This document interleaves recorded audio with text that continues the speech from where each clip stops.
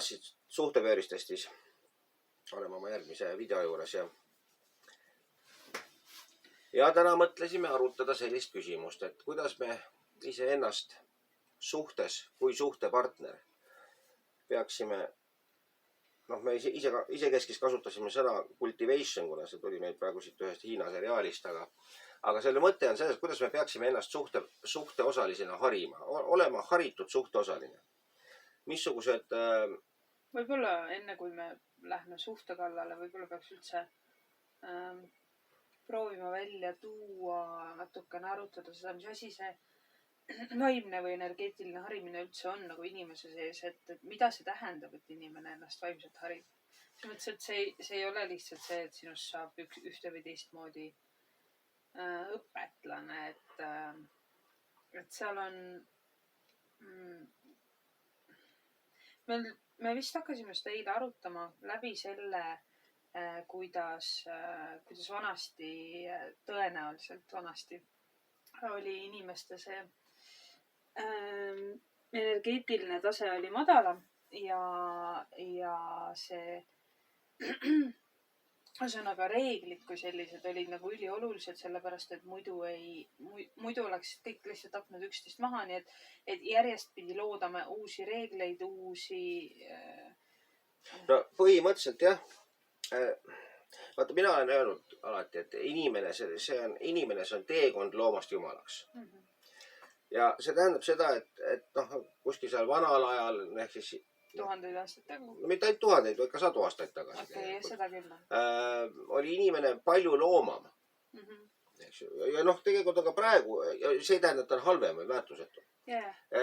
Ka praegu on võib-olla seal loodusrahvad, kes on tegelikult palju loomamad, millega ma ei taha öelda, et nad on mingisugused alaväärsed.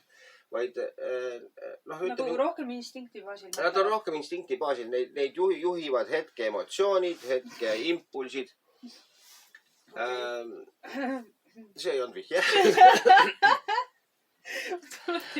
Aga ja tegelikult läbi ajaloo on toimunud see, et inimene taltsutab looma iseendas.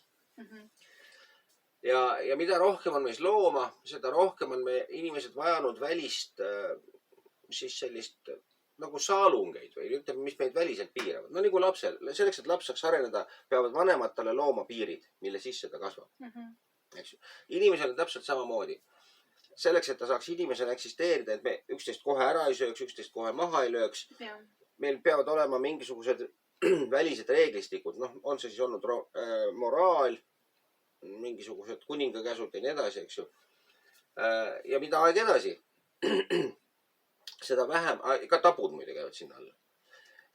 Seda väiksemaks on see väline reeglistik jäänud tegelikult. Tähendab, kui me mõtleme tänapäeva seadusandluse peale, siis see loomulikult on nii suur, eks ju. Aga tegelikult käske ja keeld on palju vähemaks jäänud sealjuures. Nad on küll palju täpsemad ja seetõttu on neid tohutu palju. Aga selliseid suuri keelde, kas või see, et reguleerida inimeste tundeelu, eks ju, moraali küsimusi kõige. Mis iganes tabusid, need on praktiliselt kõik maha võetud. Aga nüüd, mis on siis nagu muutunud selles mõttes, et kui me võtame siis selle vaimse nii-öelda cultivationi, et selles mõttes, kui reegleid on, ühesõnaga, kas inimeste nagu energeetiline areng ja inimeste vaimne areng on siis tõesti nagu nii palju, ma tean, et on mingis mõttes, aga mis meid eristab 100-200 aastat tagasi elanud inimesest? No meid eristab see, et nagu sellest samast Hiina seriaalist, mis on siis, ta on fantaasiaseriaal ja tegevus toimub seal mõni tuhat aastat tagasi, eks ju, kus kogu ühiskond koosnes klannidest, ei olnud ühtset riiki ja põhimõtteliselt kõik kaklesid kõigiga. Ja, aga seal on väga hästi välja toodud, on ju, et kuna oli väga tugev reeglistik, aukoodeks, kõik oli välja töötatud, siis tänu sellele klannid püsisid nii-öelda rahus üksteisega. No just. Kui me mõtleme ka siinse maailma, seriaal oli Hiina maailmast või idamaadest, eks ju. aga kui me mõtleme ka meie endale, noh, feodaalajal, kus olid vürstid, noh, see on sama asi, mõisnikud. Igal ühel pidi olema oma mingisugune kamp, mis tänapäeva mõistes on siis tegelikult need linna pätikambad, eks ju, kes omavahel kaklevad. Aga igal ühel oli oma väike sõjavägi ja sa kunagi ei teadnud, kuna naaber vürst tuleb ja su mättas selle läbi, eks ju. Sa pidid kogu aeg olema sõja seisukorras. Ja loomulikult loodi siis hästi, ja siis oligi väga tugev aukoodeks oli. Sellepärast, et inimestel oli vaja toetuda millelegi, et see oleks mingisugune turvatunne. Siis oli mingi aukoodeks, mida nüüd, noh, ütleme, reeglina ei rikutud, eks. Kuigi, noh, alati võidi rikkuda, sa pidid ikkagi valmis olema, su kodu pidi olema kivist ja meetripaksuste seintega ja ma ei tea, 10 meetri kõrgustega, eks ju, selleks, et sinna keegi sisse ei saaks. Noh, täna me võime elada siin metsa vahel puustonnikeses ja mitte midagi ei juhtu.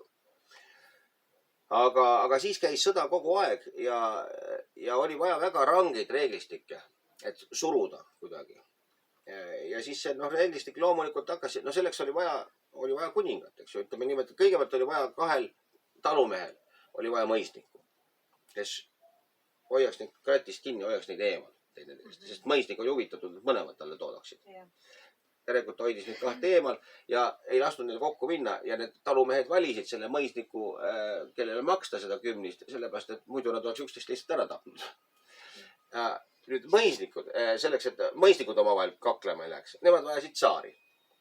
Et tsaar neid hoiaks kratist kinni ja ei laseks omavahel kokku minna. Ja nii edasi, eks ju. Okei, selles mõttes jah, seda hierarhiat ja nii-öelda korra hoidmist erinevatel tasanditel, aga mis hetkest, kuidas see muutuma hakkas, selles mõttes, kuidas me jõudsime sellesse kohta, kus me tänapäeval nagu saame hakkama sellega, et me tänaval suvalist inimest nähes ei lähe talle käsipidi kallale? No, mis areng toimus? See on see sisemine harituse kasv, ehk see cultivation kasv nii-öelda.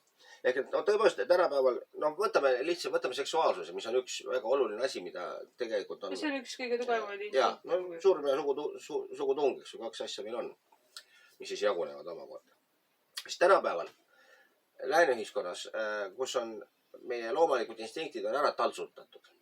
Siin ei juhtu mitte midagi, kui üks kunstitudeng otsustab, et tema teeb happeningi ja jalutab paljalt mööda Raekoja platsi. Ja teeb seal midagi, no mida iganes siis, eks ju. No kõik lähevad mööda, nojah, eks. Mine tee seda, ma ei tea, Saudi Araabias. Nad lähevad hulluks peast, eks ju.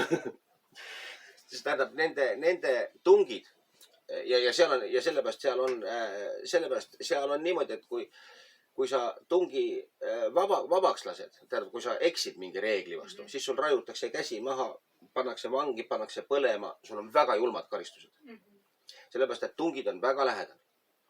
Ja seal on ka aukoodeks väga tugev. See on, noh, selgelt ongi selle islamimaailma ja läänemaailma vahe on väga hästi näha, kuidas aukoodeks on see, mis hoiab nii-öelda paigas.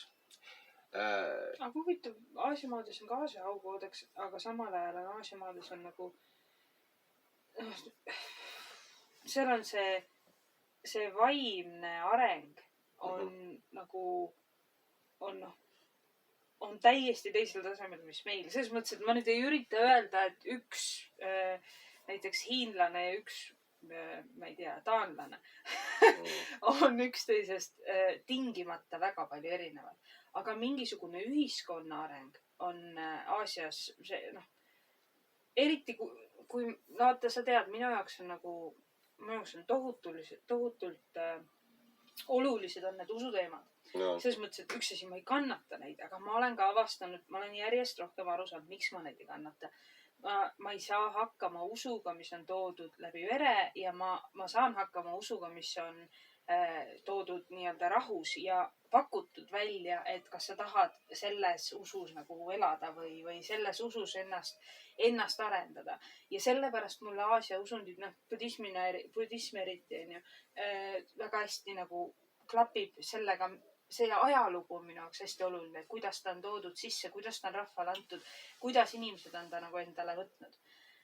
Et ma ei saa aru nagu sellest, et miks siis, kuidas saab olla näiteks nii palju erinevaid. Me sa just rääkisid Saudi Araabiast, on ju, siis me võtame lääne.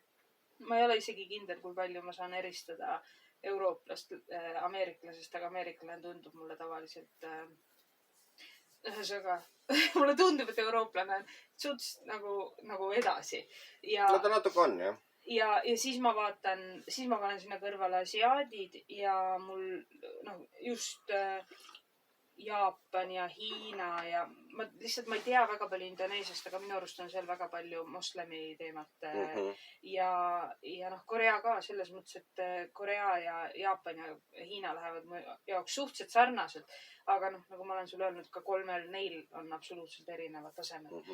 Aga ühesõnaga, kui sa võtad need erinevad rassid, erinevad erinevad nii-öelda, ma ei tea, kogumid, klannid maailmas. See ei ole isegi, jah, ta on, ütleme, erinevad kultuurid on. Ja just. Et miks nad on vaimselt selle cultivationi nagu levelil ja oma nagu reeglistiku ja arenguga on väga erinevad, sest Hiinas ma näiteks saan veel öelda, et Hiinas on näiteks väga keeruline, kuna seal on nagu riiklikult surutakse peale meeletult tugevaid reegleid. Aga samas rahvas on oluliselt vabameelsem, kui on siis see struktuur, mille sees nad elavad. Et Hiinas on näiteks, Hiinas on väga-väga keeruline veel, et selles mõttes Korea ja Jaapan on täiesti erineval moel, aga väga vabad võrreldes Hiinaga näiteks. Niimoodi. No eks siin ilmselt tuleb ja siit lähemaks sujuvalt üle perekonna teema juurde. Ongi see, et inimese vabadus, ütleme, inimese enda kultuursus, haritus ei saa välja areneda, kui samas ei teki kogu aeg seda vabadust, ehk et ei võeta keelde maha väliselt. Ehk et ja kui me nüüd siin abielu juurde lähme, siis ma olen sulle öelnud, näiteks võtame truudusabielust, eks ju. Okay. Et ma ei saa sulle olla truu, kui sa keelad mul naistesse minemast. Või ma ei tea, välja lihtsalt, eks ju. Ei, ma saan aru mõlemast. Ehk et ma saan olla truu siis, kui mul on vabalt, kui mul on tingimus rikkumiseks, truuduse rikkumiseks, eks ju. Kui ma ei saa tehniliselt truudust murda, siis mis ma ei peagi truu olema. Miks ma peakski vanglas truu olema? Selles mõttes ma ei saa, kui ma olen kodus vangis, siis ma ei ole sulle truu. Mis siis, et ma teistes naistes ei käi? Siis ma olen ka lihtsalt vangis kodus. Ei see on see sama asi nagu selle COVIDiga praegu, et ma arvan, et see klapib väga hästi paralleelses mõtlemises, et ma teadsin, et ma tahan inimestega suhelda, aga ma ei teadnud, kui väga ma tahan inimestega suhelda enne, kui mulle öeldi, et ma ei tohi inimestega suhelda. Jah, ja muide väga hea näide on ka sellest, et kuidas on inimeste nii-öelda enesedistsipliini tase on erinev. Eile oli just see idiootide marss, marsime Eesti. See, et nad istusid autodes Istusid autosse ja otsustasid Eesti vabaks sõita. Ma ei tea, millest. Ja panid tee kinni. Ühesõnaga protestiks. Ma ei tea sest mitte midagi. Ma olen ka umbes kuulnud, aga põhimõtteliselt on, ühesõnaga, mida ma tahan sellega öelda, on see, et üks hulk inimesi, kes näevad neid meetmeid, mis on COVIDi vastu võetud. On nad head või halvad, ei tea mina seda, tõenäoliselt ei tea riigijuhid ka täpselt, eks või, nad teevad oma parim. Aga siis on mingi hulk inimesi, kes peavad selle vastu protestima. Sellepärast, et nende vabadusteks kaduma. Üks asi on see, et kui keegi saab sult vabaduse ära võtta, siis sul pole seda kunagi olnudki. Sellepärast, et sa ei ole siis vaba, siis sa oled lihtsalt olnud sobivalt sõnakuurelik. Eks ju? Aga ja siis on terve hulk inimesi, kes järgivad, kannavad maski, on kodus, kui neil on sümptomid ja nii edasi, ühesõnaga järgivad neid reegleid. Ja nad ei tunne, et keegi tohutult nende vabadust ära võtaks. Sellepärast, et see on minu jaoks enesest mõistetav, teisest lugupidamine. Et ma ei lähe teda nakatama, et ma ei lähe ühistransporti kõigile näkku tatistama ja nii edasi, eks ju.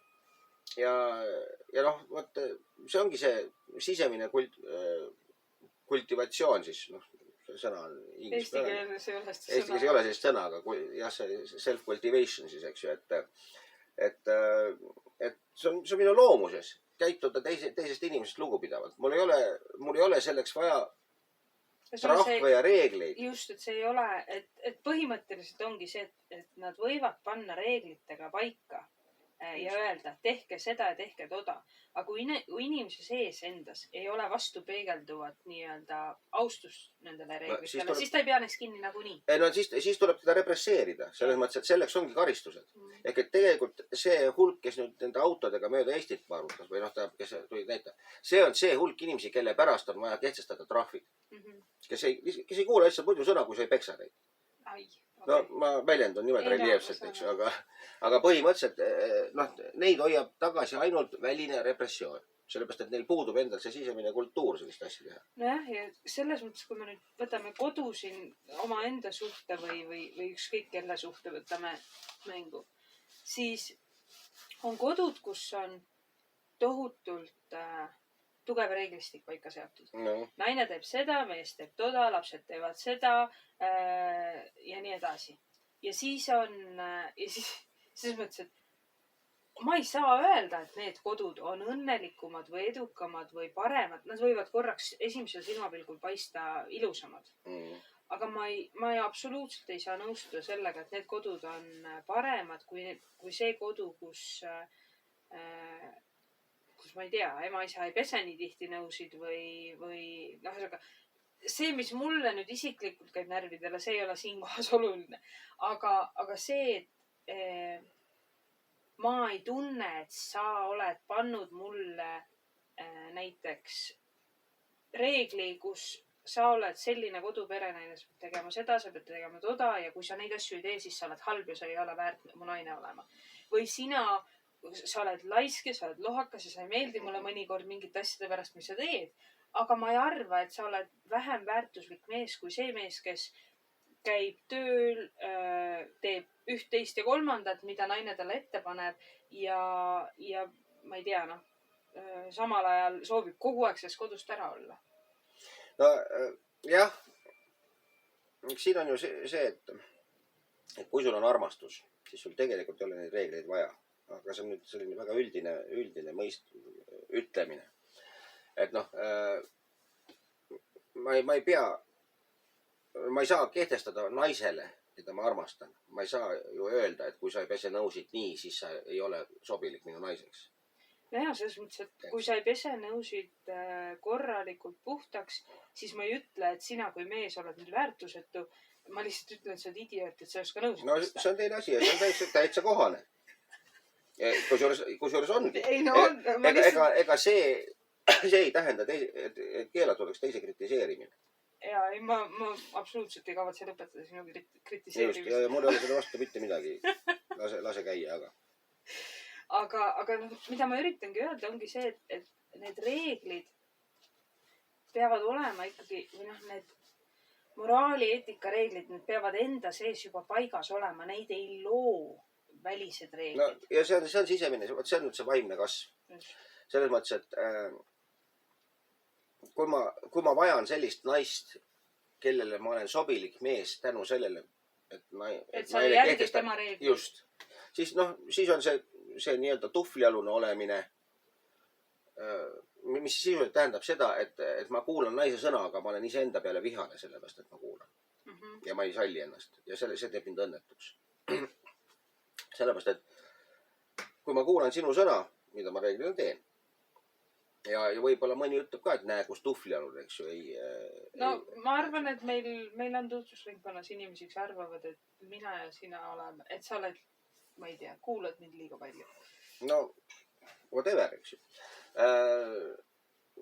Mind see põhimõtteliselt ei huvita, sellepärast, et kui mind huvitab see, kas ma tunnen ennast hästi või ei tunne, eks ju. See ei ole tähtis, kas ma tunnen ennast hästi niimoodi, et näiteks ma päevad läbi raban ja pesen mähkmeid, mida meil enam ei ole muidugi pesta. Meil ei ole Mart kunagi mähkmeid on pesta. Aga ühesõnaga, ma ei tea, pesen püksikesi ja koristan tube ja mida iganes teen, siis mis on niisugune stereotüüpne nii-öelda tuhvlialun. Kui ma teen seda ja mul on hea meel. Sa koristad tube vahel? Ma vahel ikka koristan, jah. Ahah. Kuigi mitte liiga tihti. Sa ei tee seda eriti hästi. Aga kui ma teen seda, see on mulle tundub normaalne. Mina küll tube ei korista. no sa Ma ka ei vahel viitsi- koristad. ma ei Ma arvan, et viitsi. me oleme suht tasa selle koha pealt.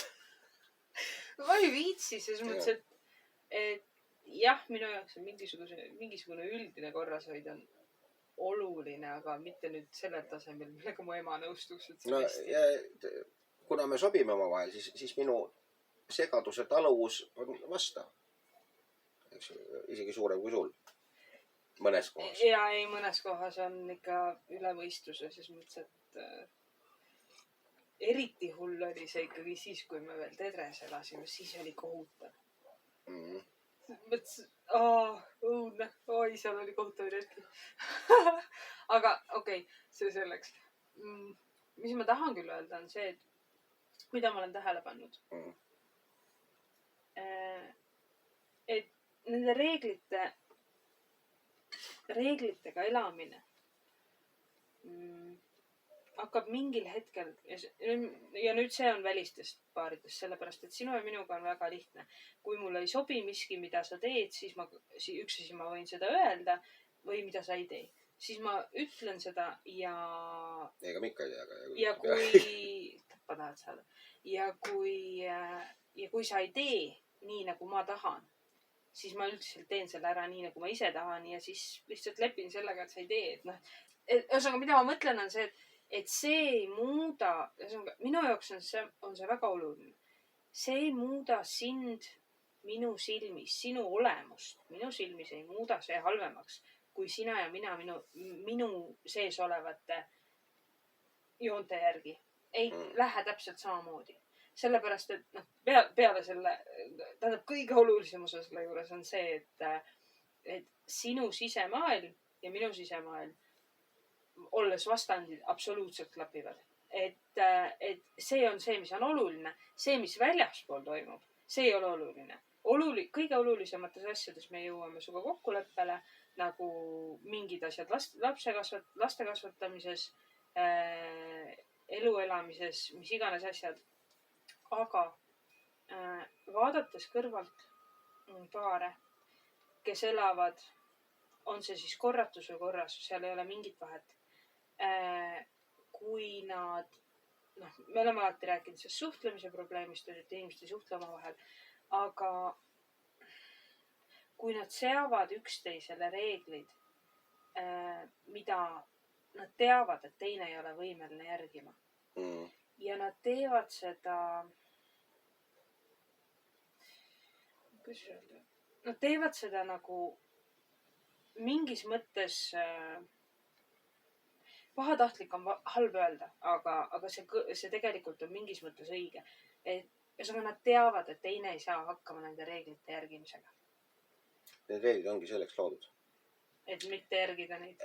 Selleks, et teine kukuks läbi ja ma saaks öelda, et sa oled halb. Sa oled süüdi. Just. Et mul oleks põhjus öelda sulle, et sa oled halb. Ma lihtsalt mõtlen, et see on nagu kõige selgem läbikukkunud suhe üldse. Kus kaks inimest keskenduvad ainult sellele, et luua reegleid, millega teine hakkama ei saa ja siis leida põhjus mitte rahul olla seda teise. No just, et kõigepealt otsitakse ettekäänet kehtestada reegel, mida on võimatu täita ja siis mõistetakse hukka, kuna sa ei täitnud seda reeglit. Ka näiteks sinu kunagine joomine, ma hakkasin sellele praegu mõtlema, et oleksin ma olnud paindumatu ja jah, ma olin mures, ma käitusin murelikult. Ma ütlesin sulle alati välja, et ma ei ole rahul. Ma selles mõttes, ma ei hoidnud ennast tagasi.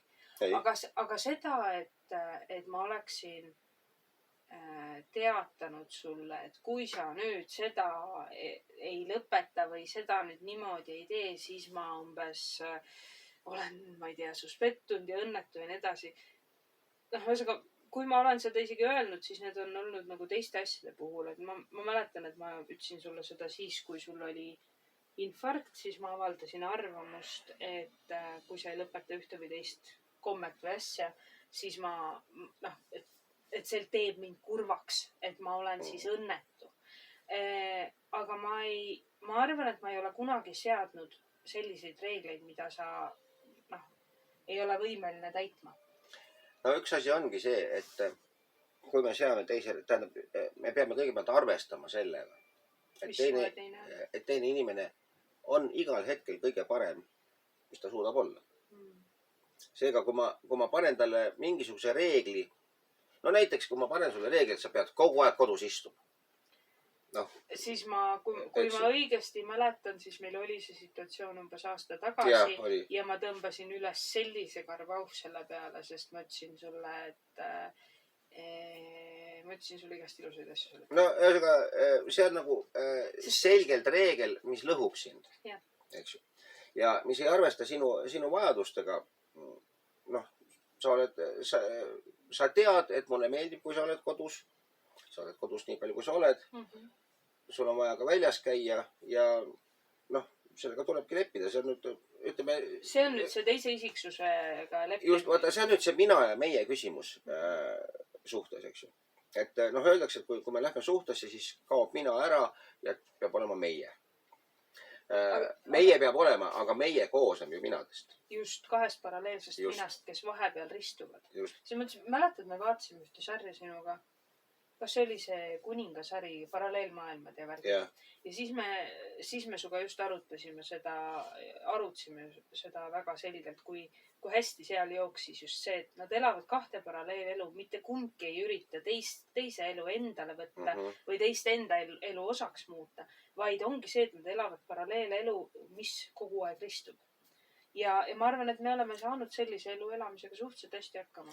See on päris huvitav. Selles mõttes mul üks armastusest rääkida armastav sõber postitas ilusti Facebooki sellise lause, et armastus on see, kui sa tahad osa saada teise maailmast ja lood seal. Ja seal tekkis poleemika, mitte minu poolt, ka minu poolt sealhulgas, et kas ma ikka tohin teise maailmas luua? Ma ei ole nõus sellega. Ma ka ei ole. Et minu meelest see on siuke, siin ei ole päris mustvalget vastust. Me loome koos ju küll kogu aeg. Me loome koos, aga ma ei loo sinu maailmas. Ei, me loome selles keskmes, kus me vahepeal kokku saame.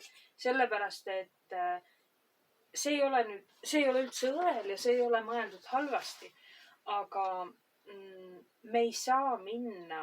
See on umbes nagu, ma ei tea, mul puudub igasugune arusaamine neist asjadest, aga see on nagu, sa ei saa minna teise reaalsusse oma reaalsusest asja viima. Ma ei tea, kas see on loogiline? Ei, vaata, seal tolles seriaalid muidu oli väga huvitav ka see, et kui ma viin oma reaalsusest viin midagi sinu reaalsusesse ära, siis sinu maailmas peab midagi selle arvelt ära kaduma. Ja, just. Ehk et ma lõhun midagi ära, kui ma enda reaalsust sinu juurde loon, siis ma lõhun sinu juurde midagi ära. Nüüd põhimõtteliselt see sama asi, mis me just arutasime või mis sa just rääkisid, et see, et sina ütled mulle, et ma ei saa enam välja minna, see on minu reaalsusse tulek ja ütlemine, mida mina oma reaalsuses tohin teha või ei tohi oma elus. Ja nüüd selles mõttes, et kui me nüüd ja kui põhimõtteliselt nii sa, ma ei tea, kuidas öelda, et ma viskasin su oma reaalsusest selle peale välja lihtsalt, sest minu jaoks on nagu okei see, kui me mõlemad avaldame arvamust, mis meile üksteise juures sobib või ei sobi, aga otsuse sellele, kas ma pööran paremale või vasakule, ma ütlesin muidugi vasakule paremale, otsuse sellele teen ma oma sammudega ikkagi ise. Ma ei saa lähtuda sellest, kuidas sa... Sa ei saagi. Ja siin on see tavaline joomise probleem, eks ju. See on väga sage probleem on see, et mees joob, naine ei ole rahul. Ja mida siis nüüd siin teha? Tavaline reaktsioon on see, et mees joob ja naine tänitab. Eks ju. Tänitamine on siis süüdistamine. Ei, ma saan aru, ma üritasin välja mõelda enda tänitamise osa. Ei, sina ei tänitanud. See oligi see probleem. See oligi see, tänu millele ma sain kasvada sinna, kus ma ise ei taha enam minna. Eks ju, kui sa oleks tänitanud, inimene joob sellepärast, et ta on süüdi, tal on... Tunneb ennast halvasti. Tal on mingisugune koorem, eks ju. Tavaliselt süükoorem ongi see.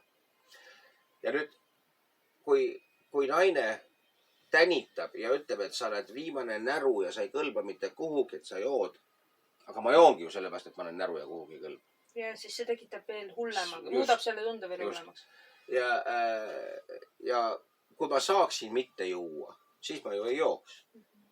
Eks ju? Ehk et naine peab arvestama seda, et mehe reaalsus on see, et ta peab jooma. Ja vaat, siin on nüüd see koht jälle, mul oli taas enda Facebooki seinal oli siin Ma ei loe käis Facebooki vaidlus. seina, nii et ma ei Aga ühesõnaga, vaidlus läks selle peale, et ma ütlesin jälle, et kurjuse vastu võitlemine ise ongi kurjus. Jah, see võitlemine on see. Just. Kurjuse vastu ei saa võidelda, kurjust saab välja kannatada ainult. Ja see ei ole kerge, aga teist teed ei ole. Sellepärast, et kui me mõtlema hakkame, siis kogu kurjus, mis maailmas on toimunud, on alati toimunud selle nime all, et me võitleme kurjuse vastu. Aga selles mõttes see on nüüd see ideaalne koht, kus kohas see minu see mõte, mida me oleme rääkinud ja kindlasti paljud targad inimesed on öelnud seda ka. Ma loodan, et maailmas on tarku inimesi, kes on seda öelnud. Aga Ta mõtleb peale meie või? ja. Ei, ma mõtlen seda, et endast välja suunatud viha, endast välja suunatud võitlus on alati kasutu. Selles mõttes, et viha vastus on alati ainult viha. Võitluse vastus on alati võitlus. Mitte ükski mõõga tõmbamine ei lõppe teise mõõga. Vist on isegi piiblis öeldud, et kes mõõga tõmbab, see mõõga läbi ka langeb. Ja okei, siis järelikult keegi tark on veel öelnud seda kunagi kuskil mingisugused vahet ei ole. Aga point ongi selles, et inimesed ei saa aru sellest ja see on hämmastav, kui paljud inimesed, et võideldes COVID-i piirangute vastu, võideldes, ma ei tea, maskuliinse maailmavaate vastu, mustade mahategemise vastu. Ja ma nimetan seda selles mõttes niimoodi, et ma ei saa aru, miks. Vot see on üks asi, millest mina aru ei saa. Miks mitte asju nimetada nii, nagu neid on nimetatud alati. See, kuidas asja välja ütled, on see, mis muudab selle halvaks. Halvaks ei muutu sõna, halvaks muudab asja see, kuidas seda välja ütled. Mis mõte sul on välja öeldes? Miks me peidame mingeid kuradi... See on mind aastaid ja aastaid närvi ajanud. Miks me istume ja paneme endale, maalime endale ette ilusa näo, ütleme, et meie ei teinud seda niimoodi valesti ja... No see, tegelikult see COVID-i meetmete vastane protest on see sama, ma räägin. Et inimesed et võideldakse kehtestatud meetmete vastu. Nii nagu valitsus oleks süüdi selles, et meil on COVID ja me peame meetmed kehtestama. Eks, selle asemel, et täita neid meetmeid ja püüda sellest COVID-ist lahti saada, hakatakse võitlema meetmete kehtestamise vastu ja sellega tegelikult veel suurendatakse selle epideemia või pandeemia levikut. Ehk et siin on see sama, et see vastu võitlemine kutsub esile selle, et tuleb kehtestada veel rangemad meetmed. Ja tuleb hakata lõpuks inimesi trahvima ja karistama sellest, mida ei ole siiamaani veel tehtud, eks ju. Mujal Euroopas on see normaalne, et sa saad ikka väga rängad trahvid, kui sa lähed. No Eestis pidi olema see, et kui sa tuled, kui sul on, mis seal oli, 2000 € trahvi oli selle eest, kui sa, trahvid on olemas, kas neid kehtestatakse? Ju need on olemas, aga neid ei ole kasutatud kunagi. Seda ma ei tea, ma mõtlesin, et need ikka kasutavad ka. Et meie valitsus on praegu ikkagi olnud hästi leebe selles mõttes, et on antud inimesele nagu maksimaalset võimalust mõista ise, et tule mõistusele. Nii palju, kui ma kuulsin, siis kas see oli Saksamaa kohta? Ja, üks sõber, kes sinna valis, ütles, et täielik respekt on kõigi piirangute suhtes inimestele, et ta näeb kontoris tänavatel igal pool seda ja et see on, kõik kohad on kinni, lockdown on täielik, mingisugust sellist Eesti moodi kräppi ei ole. No just. Ja ma arvan, et see on muidu üks põhjus, miks me oleme nakatumiste osas tipus, et meil lihtsalt on nii põikpäised inimesed. Sest mingi tuttav kirjutas, kes Hispaanias elab, et ta oli tulnud pähegi minna, ma ei tea, linna peale, kui oli keeld. läksid välja, said 2000 eurot trahvi või oli see, ma ei mäleta, 800 oli vist. No igal juhul arvestatav trahv täiesti. Ja keegi ei küsinud. Kõik jäid politseile vahele, trahvi ja kogu lugu koju tagasi. Ja niimoodi tehti kõigiga. Ja see praegu sellised protestimarsid viivad paratamatult sinnamaani, et see tuleb ka meil. No ma pean selles mõttes tunnistama, et ma arvan, et see on õige. No ei olegi teist võimalust, no kui see on... No selles mõttes, et oluliselt lihtsam oleks reaalselt mingi aeg pidada neist paika pandud reeglitest kinni ja saada see asi kas väiksemaks või olematuks selle asemel, et lihtsalt kogu aeg nagu käituda nagu kõikpäised oinad ja no ma ei tea, mulle tundub see. Vaata, siin ongi nüüd see pinnal olev loomalik ego, mis nagu seal nende feodaalidel on, eks ju, et see ego pulbitseb kohe. Kui siin ei takista see, et sa kardad naabrimehe, kes peksa saad, siis sa lähed kohe talle kallale.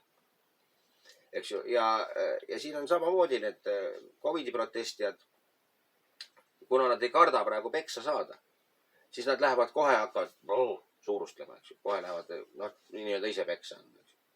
Ja neid hoiabki tagasi ainult see, et neid tuleb samaga vastata. Repressioonid peavad olema samaväärsed. Aga mingid vaimsed arengut ei või toimuda? No ei, tasapisi toimub, eks ju, ja Lääne-Euroopas on see vaimne areng olemas, seal kuulataksegi sõna ja seal on see inimese nii-öelda loomulik käitumine ja seal on trahvid samas, eks ju. Aga meil ongi praegu siuke hall maa, et tegelikult oleme me oma vaimselt tasandilt kuskilt siukse, ma ei tea, Venemaa ja ma ei tea, kus kohas seal. Kus me oleme siin Ida-Lääne piiri peal, eks. Ma just mõtlesin sellele, et vaata, me rääkisime siin sinu, ma ei tea, miks mul tuli tahtmine see ära mainida, aga me just rääkisime vaktsiinide, vaata nendest kõrvalnähtudest, on ju. Ja kõik hakkasid siin seda inglise vaktsiini, mis see nimi oli? Pfizer. Ei, AstraZeneca tehti maha, on ju. Ja meil oli perearst ka kirjutas vist täna oma seinale, kuidas arstid saavad kõigega hakkama ja nad on väga tublid, selles mõttes, et ma oleks nagu väga tänulik kõigile arstidele, kes kogu selles asjas nagu püsti püsivad ja toimetavad. Aga siis ta kirjutas seal oma seinale, kuidas kõige raskem arstide jaoks on see, et iga päev ja mitte ainult iga päev, vaid iga mõne tunni tagant teave, mis nad saavad maailmast siis ametlikest organitest, saavad erinevate vaktsiinide kohta, kõrvalmõjude kohta, haiguse leviku kohta, mille iganes kohta. Ja seda ma nägin ühes meditsiinisarjas ka sama teemat. Et see muutub kogu aeg ja nad peavad ühel päeval täieliku veendumusega rääkima ühte juttu ja siis järgmiseks päevaks on kogu teave muutunud ja nad peavad vastupidist juttu rääkima. Nad peavad oma patsiente hoidma, aga et see osa on nende jaoks kõige raskem. Ja siis me mõtlesime, ja siis eile oligi just see teema, on ju, et tuli välja, et sinu isa kopsutrombid olid tekkinud Pfizerist hoopis. Tekkinud Pfizerist, jah. Ja ühesõnaga, ta oli sul ju haiglas, nüüd ta on väljas, peab pool aastat vere vedeldajaid võtma, aga point, kuhu ma jõuda tahan hoopis, on see, et me saime aru ka sellest, kui palju poliitiliselt ja mis iganes radupidi mõjutatakse seda näiteks infot, mis meieni jõuab, sest siiamaani me arvasime, et Seneca on see, mis tekitab maailmas, millel on maailmas rohkem siis neid trombiohtusid, rohkem probleeme ja nüüd tuleb välja, et ema hakkas uurima, kuna isal juhtus see asi, eks ju, hakkas uurima, siis tuleb välja hoopis, et Euroopas on olnud 12 juhtumit Seneca'l ja 14 juhtumit Pfizeril. Ehk et on hoopis rohkem neid, aga eks vaata, see on nüüd juba see äriline võitlus, eks ju, kes peale jääb, siis siin on väga suured rahad. Aga samal ajal see ei tundu ainult äriline võitlus, sest lihtsalt korraks see kõrvale tõsta, ma mõtlesin selle. Nojah, Pfizer on Saksamaa ja Seneca on Inglismaa. Ja Inglismaa on meil ju nüüd paha poiss. Just, et kõik teevad nüüd ju Inglismaad maha. Miks ma tegelikult seda mainin, ei ole mitte sellepärast, et see on COVID või et see on poliitiline võitlus või midagi.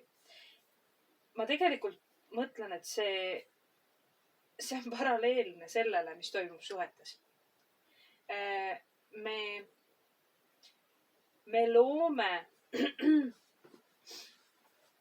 oma abikaasast pildi no enda peas. Ja kui see ei klapi nüüd täpselt sellega, mida me tahame, siis me hakkame tegema nii-öelda lobitööd. Me hakkame teise väärtust, teise omadusi, me hakkame neid maha tegema. Me hakkame looma omale inimest, kes klapib selle pildiga, mis meil on ühesõnaga, meil on peas tekkinud nihe. Ja me mitte ei ürita selle nihe siis teist inimest vaadates. Ühesõnaga, meile tundub järsku, et meie abikaasas on midagi valesti. Meie partneris on midagi valesti. Ja me otsustame hakata otsima vigu. Ja me hakkame neid vigu ka planting. No selles mõttes, et looma. Jah, nii-öelda istutame omale kogu aeg teadvusesse mis on see järgmine asi, mis temas on nii valesti, et ta ei sobi mulle. No, see tuleneb sellest, eks, et ma loon endale ühe vormi. Just. See on minu abikaasa. No ma panen selle sinu peale. Aga sul on siit mingi konks välja. Just. Järelikult ma pean hakkama selle konksu vastu võitlema, sest see ei sobi minu vormi. Just. Ja siis muidugi, kui ma hakkan selle konksu vastu võitlema, siis sa lähed neid konkse täis hoopis tühiseks. Ühesõnaga, point ongi selles, et nii nagu on suhtumine Covidisse, suhtumine võimuorganitesse, kes panevad reegleid peale, kes ütlevad ühte-teist, Maailma Terviseorganisatsioon, vahet ei ole. Õpetajad, professorid, ülikoolid, politsei. Ühesõnaga, kõik mingil moel, kes üritavad reegleid luua. Ka sinu abikaasa. Me kogu aeg võitleme selle reeglite loomise vastu selle asemel, et minna vastata. Ma ei oska seletada seda nii hästi, mul oli peas palju parem mõte. Ühesõnaga, meil on mingisugune probleem põhimõtteliselt vastuvõtlikud. Jaa, see on see, et kui sa ütled mulle, et ära joo, no ma toon lihtsalt näiteks. Siis siis on kaks võimalust. Ma võtan seda kas sellena, et sa tahad minult ära võtta midagi head. Sa oled minu vaenulik, sa tahad mulle halba. Sa tahad mul keelata midagi, mis mulle meeldib. Või sul on valus. Sa ütled mulle, et sul on valus. Eks ju. Ja nüüd ongi, valitsusega on ju täpselt sama asi, eks ju. Need protestijad eeldavad, et valitsus kehtestab neid reegleid selleks, et nendelt seda head ära võtta. Nende vastu, eks ju. Mina eeldan seda, et valitsus ja üldse kogu maailm, ka see, nagu sa just rääkisid arstidest, eks ju, see info muutub kogu aeg. Me oleme tegelikult ju kogu aeg sõjaseisukorras praegu. Kogu aeg info muutub ja tuleb vigu sisse, on riske, midagi ei ole parata. Aga maailm annab igal hetkel endast parima. Jaa, täpselt see mõte mul ongi. Miks eeldada seda, et nad tahavad halba? No just. Ja kui sa mult nõuad midagi, siis ma ei eelda, mida iganes, ma ei tea, toa koristamist või ka eeldad midagi, mida mulle ei meeldi teha. Näiteks ütled, et tee köök hommikuks korda. No just näiteks, eks ju. Siis sa võtad mult ära mingi mugavus, eks ju. Ja kui ma nüüd näengi seda sellest, aga see on see ego pilt, et kõik, mis sa teed selleks, et mind kahjustada. Jah. Selle koha pealt näiteks ongi hea näide siin, et mitte nagu viimase aja suurim, kuidas ma ütlen selle kohta siis, pisikene probleem meie elus hetkel. Enne kui nüüd algas see karantiin, kus lapsed ei saa kooli minna. Aga teema oli ju see, et ma ärkan tavaliselt hommikuti, viin lapsed bussi peale ja teen neile enne siis söögi. Ja ma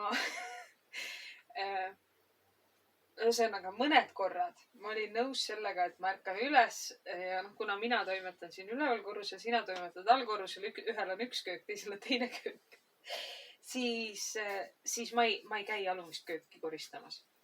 Ja kuna ma tõesti ei tee selle eriti süüa ka. Aga siis oligi vaata see koht, kus ma tulin hommikul mingi hetk. See ei ole nüüd oluline, kas ma olin maganud või mitte. Aga ma ärkan üles, ma ajan tüdrukud üles ja siis ma lähen kööki ja ma saan aru, et ma pean hakkama koristama. ma mitte ei saa teha neile söögi, sest mul on, ma võin olla kohutavalt lohakas, nagu sa väga hästi tead, aga ma ei saa süüa teha köögis, mis on sitane. Ma lähen täiesti närvi. Ja siis ma hakkan koristama, siis mul läheb selle koristamise peale nii palju aega ja siis jõuan ma sellise poolpiduse või üldse mitte normaalse söögi neile teha ja see ajas mind hullult närvi. Ja siis ma ütlesin sulle väga lihtsalt, et kui hommikul köök pole korras, kui ma ärkan üles, et tüdrukutele süüa teha, siis ma ei tee süüa. Väga lihtne. Ja siis sa selles mõttes, sa reaalselt pingutasid nagu mõned korrad, aga siis tuli see karantiin peale ja nii edasi. Ma mõtlen, et see on tegelikult täpselt sarnane olukord.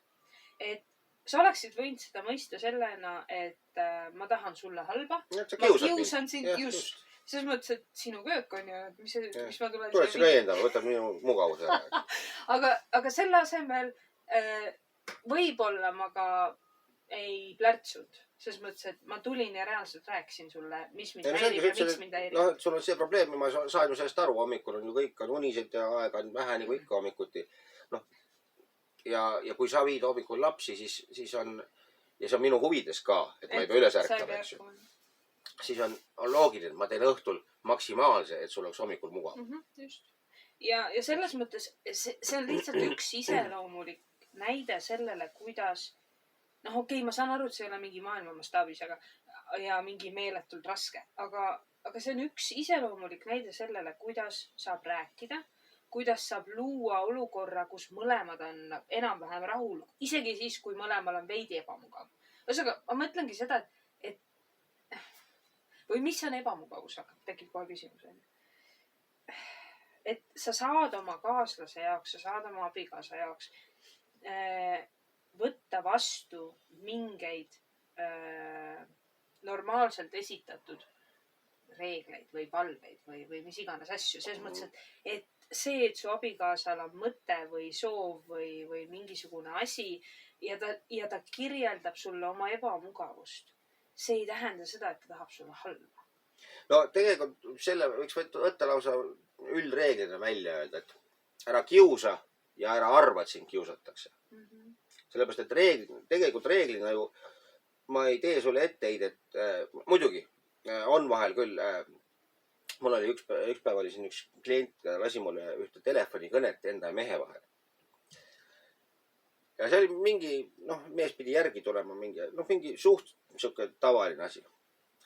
See, kuidas see mees norist tuli, saad aru, see oli nii vaenulik iga sekund sellest kõnest. Ei no, aga see on nüüd järgmine tase juba. See oli nagu üle mõistuse kius. Mul läks süda pahaks, kui ma seda... Aga see on nüüd järgmine tase. Ma olen ka kohtunud selliste paaridega ja näinud ka selliseid olukordasid kõrvalt. See on nüüd see tase, kus inimesel absoluutselt puudub igasugune huvi, et kas ta abikaasal on hea. Ta tahab ainult halba talle juba. See on see koht, kus suhe on kasvanud välja minu arust sellest. Tegelikult ka siin ei ole mitte see, et ta tahab halba. Tegelikult... Tal on endal halb ja ta tahab, et naisel oleks sama halb. Kogu see käitumine oli ütlemine, et sa oled nii halb, sa oled kõiges süüdi. See tähendab seda, et see oli see, mida ta ise tundis. Ei no, loomulikult ma ei vaidle sellele üldse vastu, aga ma räägin seda, et see inimene enam ei ole suuteline, absoluutselt ei ole suuteline enam mõtlema sedasi, et kas ta võib mulle üldse head soovida. Ei, muidugi. Täiesti on minetatud see koht, kus minu jaoks need kaks inimest ei saa tagasi enam. Ei, seal ei ole, jah. Ja see oli siuke irooniline ja mõnitav ja siuke, mul oli praegu turjakarad püsti, kui ma selle kõne peale mõtlen. Ma täiesti usun ja ma olen selliseid inimesi kohanud ja ma tean, et see käibki nii. Kas meil on nüüd... Aga nüüd on meil vist aeg täis, jah, et tänaseks... No mul ei olnud väga igav. Paneme kõigile jälle südamele, et telliksite meie kanalit. Ja ma nüüd siia ütlen juurde ka, et seda kanalit on vaja, seda tellimust on meile väga vaja.